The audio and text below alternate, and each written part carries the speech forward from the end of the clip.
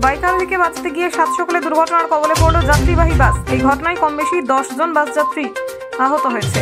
শুক্রবার বাঁকুড়া দুর্গাপুর 9 নম্বর রাজ্য সড়কের ওপর বরজোড়ার আশুরিয়া মোড় সংলগ্ন এলাকার ঘটনা। স্থানীয় সূত্রে খবর, ওই বেসরকারি বাসটি জনা 30-এর যাত্রী নিয়ে সোনামুখী থেকে দুর্গাপুর যাচ্ছিল। ঠিক সেই সময় আশুরিয়া মোড়ের কাছে হঠাৎই এক বাইক আরোহীর সামনে এসে পড়ায় তাকে বাঁচাতে গিয়ে নিয়ন্ত্রণ হারিয়ে বাসটি রাস্তার পাশে উল্টে যায়। এই ঘটনায় কম বেশি 10 জন বাস যাত্রী আহত হন। খবর পেয়ে দুর্ঘটনাস্থলে পৌঁছে পুলিশ আহতদের উদ্ধার করে বরজোড়া সুপার স্পেশালিটি হাসপাতালে নিয়ে যায়। সেখানেই তারা চিকিৎসাধীন রয়েছেন।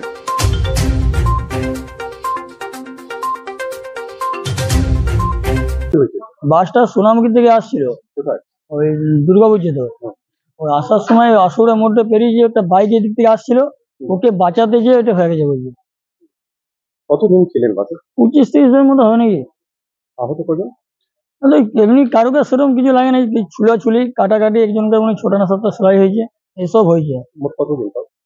তা 8-10 জন হয়েছে না, 8-10 জনকে লেগেছে, বাকি সব এদিকে দুর্গাপুর যাচ্ছিল। হ্যাঁ। আপনার নাম? আমার নাম স্বপন নামর, বাড়ি বাড়ি রাজমাধবপুর, বেলাতুর থানা।